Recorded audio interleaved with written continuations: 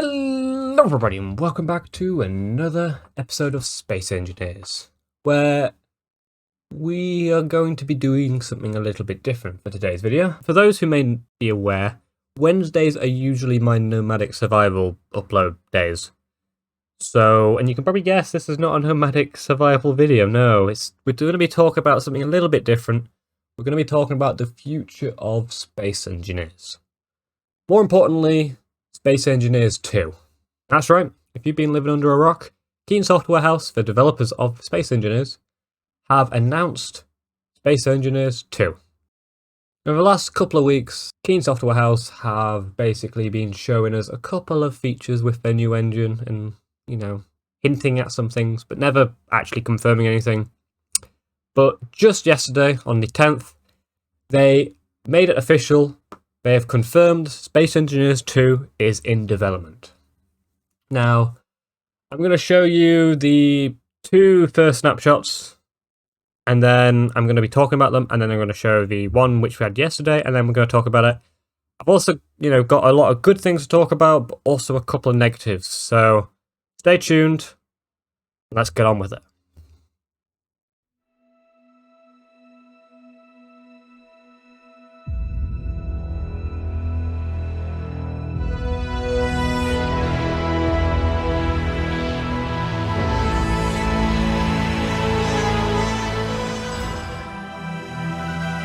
We have arrived. 10,000 years in the void. We left behind everything we knew. Our world, our people, our past. Cryosleep has kept us preserved, but the universe has moved on without us. What does Earth become? Does it even remember us, or exist at all? Here in the Almagist system, we stand alone. It is up to us to decide if the sacrifice was worth it.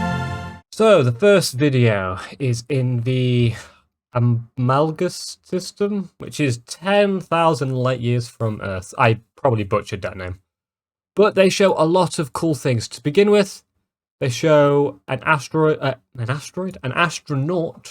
running over the new voxel texture. So all of the mapping that they've done makes the rocks look way rougher, way more detailed than what we currently have in Space Engineers. That looks really, really cool.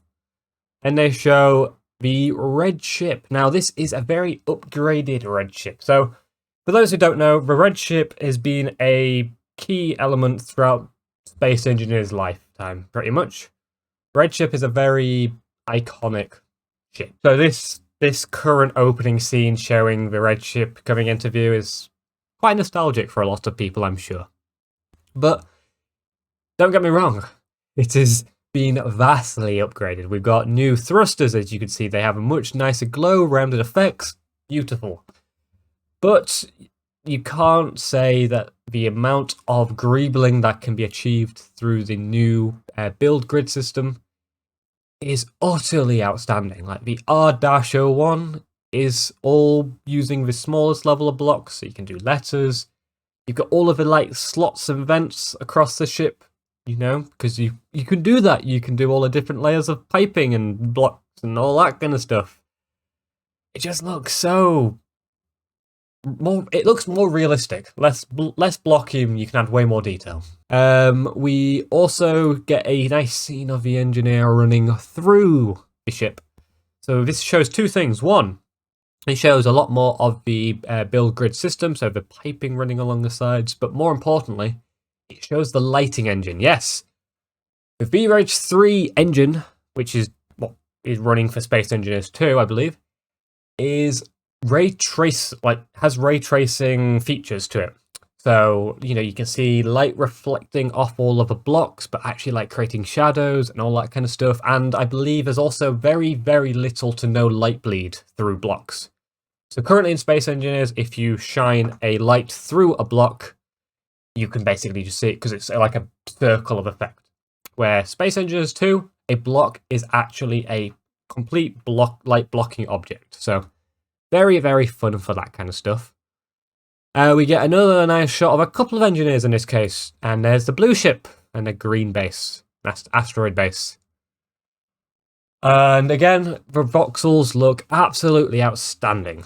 I do have some concerns, like I said, but we're talking about the good things. And again, the skybox, again, looks absolutely amazing. So, for the next one, they show, or they give a little bit more of the storyline to Space Engineers 2. So, from what I can understand, a lot of Space Engineers 1, pretty much all the engineers got into cryotubes, like cryosleep and all that kind of stuff, and then jumped 10,000 light years away. And then basically woke up and they've come, they're living, but obviously so many years have probably passed that the technology and stuff has upgraded. That's where the whole build system, that's where there's cool blocks. It's almost like you've left Space Engineers 1 and you've gone into the future of a new era Space Engineers 2. But they show some new blocks. So as you can see on either side, we've got these new button panels, I'm guessing they are. A new cockpit, looks like new glass. Again, looking at all these asteroids and the skybox. Again, just looking absolutely amazing. A little fighter ship or mining ship or some kind of ship. Small grid flying through. Again, absolutely amazing. We get to see a little bit more of the ray tracing aspects in this scene, showing the miners drilling. So there's two things. There's the ray tracing, but also, I can't tell because it's so dark, but it looks like we possibly have new drills. They look slightly different. I can't tell. But, I'm hoping that, places outside of the sun are actually pitch black. That would be really cool. And again, just how much greebling and design you can put onto these small ships now that we have an even smaller block to add detail, and you can place multiple blocks in close proximity to each other without it just saying no. But yeah, it looks like drilling has a bit more fire, which is interesting in space. I don't quite see where fire comes from. So unless it's like you're mining a certain resource, I don't know. The lighting just looks amazing. It's also worth commenting on the engineer. So it looks like they've completely overhauled the actual engineer model, making it a lot more refined, a bit more realistic looking. The thrusters actually on the engineer themselves have a bit more of a glow to them, which looks nice. Looks like you've got a little cable hanging down your sides. And yeah, it looks more like a rugged backpack, which is actually strapped here rather than the current one where it's sort of like rounded. And I don't know, it's just a change. I like it. It's a good change. But the lighting is just truly, truly amazing. We get to see a lot more of the build grid system with all these railings, and just the fact that you can actually place blocks anywhere on a grid. It's just very nice. Very, very nice indeed. Looks like we're staying with the whole thing of having large grid ports and small grid ports, from what I can tell. I might be wrong. There might be a third size, but I think there's only two. But that's really all we get to see. Again, these are just very, very short videos. But this leaves us to the final video. Now this is the video that explains everything, shall we say. It confirms a Space Engineers 2. So before I talk over it, I'm going to play it out so you guys can see if you haven't seen it before, and then we're going to, pick it apart.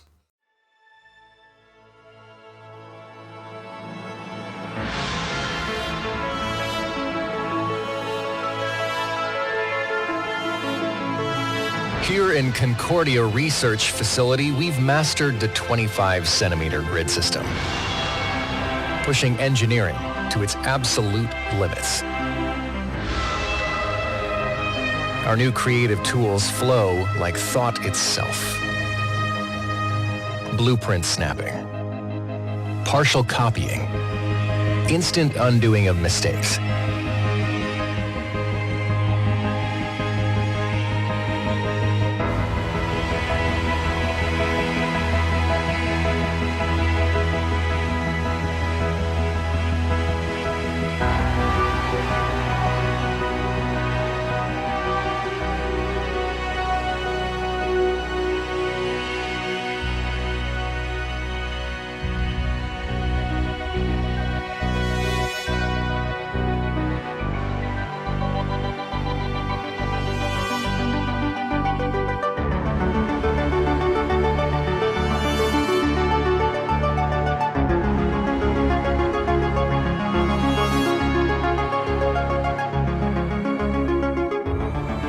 made these powerful tools intuitive enough for anyone to grasp, yet sophisticated enough to build wonders. To everyone heading for Almagest, prepare for an experience unlike anything before.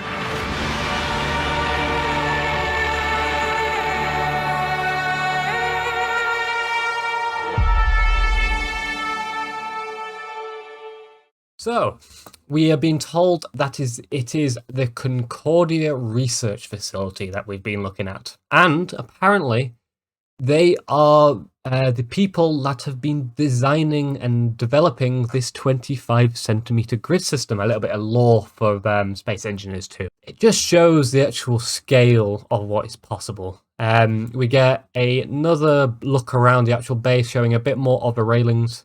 Now, I'm hoping that the railing blocks themselves, so the little railing blocks, they're going to be their own block, because currently it looks like they're stuck to a catwalk. I'm guessing that's just a temporary thing, but I'm guessing that they're going to have separate blocks where you can attach it to it. It makes sense.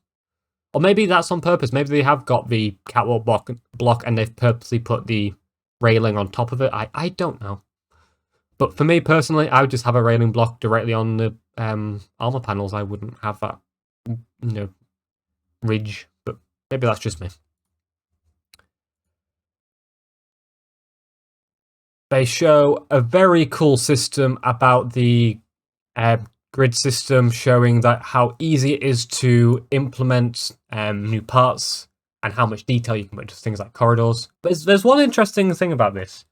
So with you basically building walls and stuff out of small grid blocks, I'm guessing that means small grid or all grid systems are going to be airtight, which is very, very cool for two reasons. One, that means we can all build small grid ships, which are very detailed or whatever, but are airtight. So, if you've got a spaceship or a drop ship or something which goes from space to like atmosphere, they can actually be pressurized. Oh, amazing. But I'm also guessing that means the amount of blocks, like there's not going to be a case of, oh, that's only available for large grid, that's only available for small grid. It's just one concealed amount of blocks that you can just chuck onto something. So they talk about blueprint snapping. So that is a case of if you make a wall segment or any type of segment that you want, you can blueprint it and then copy and paste it. So again, that's going to make building so much quicker. So if you create, a really cool design, you can just copy and paste it across your entire ship. They've also implemented a reverse function, like an undo function. Now, I don't know how that's going to work for something like survival. Because obviously in survival, you would actually, use materials to build blocks, where obviously all these demos are shown in creative. So maybe it's only a creative feature of the undo and redo system, but I believe, I don't know, they'll have to talk a little bit more. I can't see how it would work too well in survival.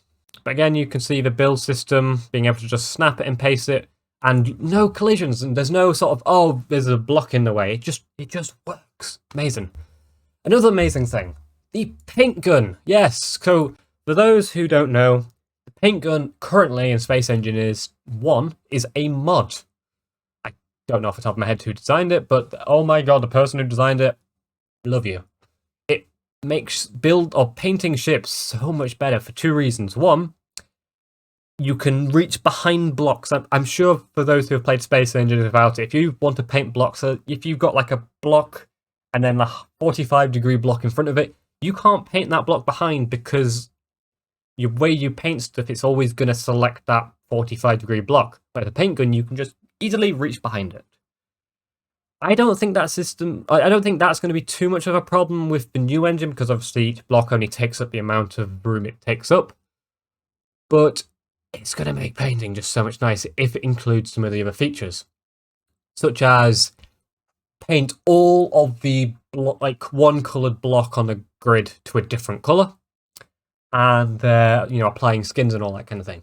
If they implement all the good stuff from the actual paint gun mod, it's going to make that paint gun absolutely amazing and revolutionise the painting in Space Engineers, if that's a word.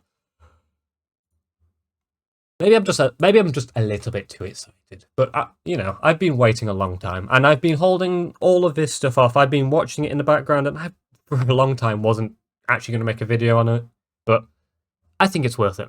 They show a debug tool, which is like a laser beam, I guess. And it just absolutely demolishes blocks.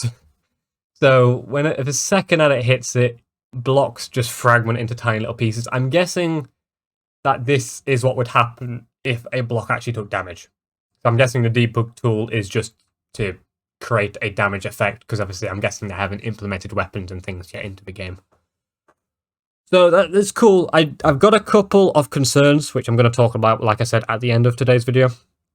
But I do have concerns about this. But for now, it looks amazing. It looks more realistic. When something gets hit, it actually breaks off rather than just either getting dinted or completely disappearing. It makes sense. They show a little bit more of the inside of a ship, showing that same cockpit design and the glass, and it just looks nice. What I can't tell is the bottom window actually one giant glass panel, or is it like just there's no glass there? Because one thing I've really wanted in Space Engineers is more glass and less of the sort of metal struts which you have around each block. I really want a big like curved glass panel rather than it being so much metal. So maybe I'll get that, maybe I won't. Who knows? But that is basically what they show. They show the official Space Engineers 2 logo, which makes it official.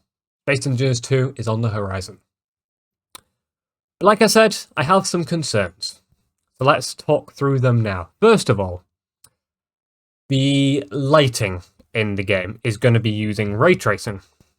I'm guessing as well as some other lighting techniques, but they've confirmed that there's going to be ray tracing aspects involved.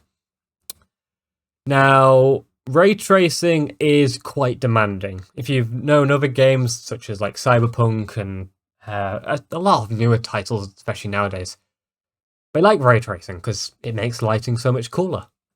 But it is a very demanding system, or demanding thing to run, which means you need quite a powerful system. Space Engineers 1, I've never classed as being a stupidly system-heavy game until you start modding it, or if you're really determined to build something mega in the game.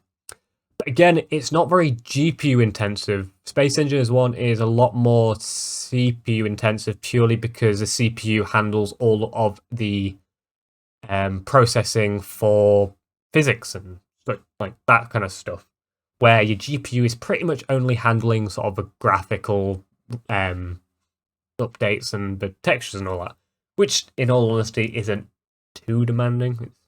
It does its fair share.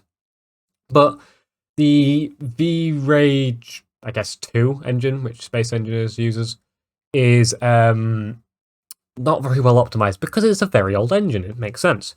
But it means newer hardware can't be utilized to its fullest extent. I'm guessing with the new engine, that means it's going to be updated, and so it's going to be able to utilize new system, like, you know, your system performance way better. So maybe some of the processing operations are going to be handled by both the CPU and the GPU. Maybe they're going to be able to use more cores, more threads, you know, just utilize more of the power from your system.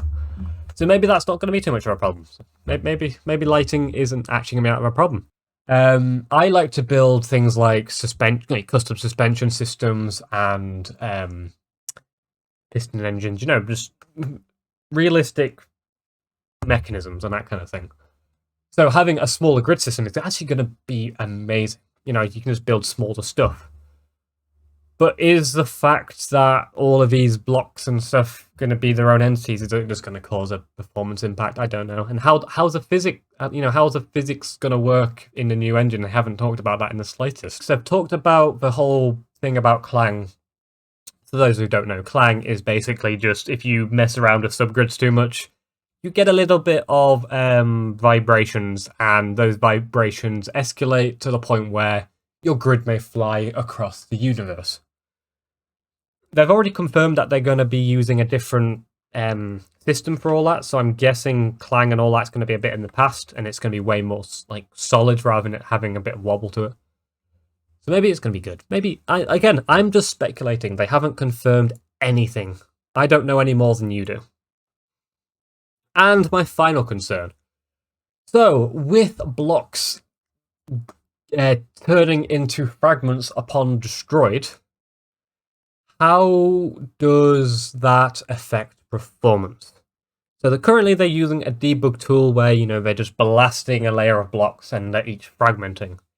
If I was to, say, plant a warhead in a large ship with a lot of greebling, different sizes of blocks, and that warhead detonates, is every single block which the warhead, damages, is that going to fragment and absolutely lag out the game because there's going to be so many entities? Or do the entities not really have any physics, so, it wouldn't lag? Or is it going to vaporize the vast majority, so, like, if a block is right next to the warhead, it's just going to be gone, and only the outer ones fragment to make it a bit more CPU friendly or, performance friendly? How are they going to work that kind of thing out? Because, again, warhead is one thing, but imagine, a massive scale fight between two giant ships where they're absolutely blasting each other off, and there's just so many explosions happening. Is that going to cause performance? I don't know. But these are things that we need to think about, because, don't get me wrong, if a game looks kind of cool, I would love that. But the game also has to work well. And that's where I get concerned. But I don't want to leave this video on a low note, because I personally think that this game is going to be outstanding. I've said it before, Space Engineers 1 is currently one of my favourite games, if not my favourite game. There is nothing quite like it, with the physics, the freedom of building and all that kind of stuff. Space Engineers 2, for me, really just enhances what we currently can do in Space Engineers and amplifies it to allow us to do so much more and have so much more freedom with building, which, to be honest, we already had quite a lot of freedom, so the fact that we have more, amazing. They've said that there's going to be a live stream revealing Space Engineers 2 on the 19th of December. I'm going to certainly be there I'm going to be interested. I kind of hope that they do a little bit of a open to the public, kind of, so we can mess around with the physics engine and all that. Mainly just because I'm really excited to mess around with it. But also because the more people that you get, testing it, finding bugs and stuff, the better it is, because we're going to find them bugs, we're going to be able to fix them, that kind of thing. But yeah, I'm really, really excited for this game. Like I said, there's concerns, but I think this company, as Keen as a whole, they're going to be able to work these problems out. Let me know what you guys think in the comments. But that is where we're going to end today's video. So hopefully you did enjoy today's video. If you did, as always, remember to hit the like button. It helps me out more than you think it does. As always, my name's been Quantum Chief, and I'll see you all in the next video. Bye.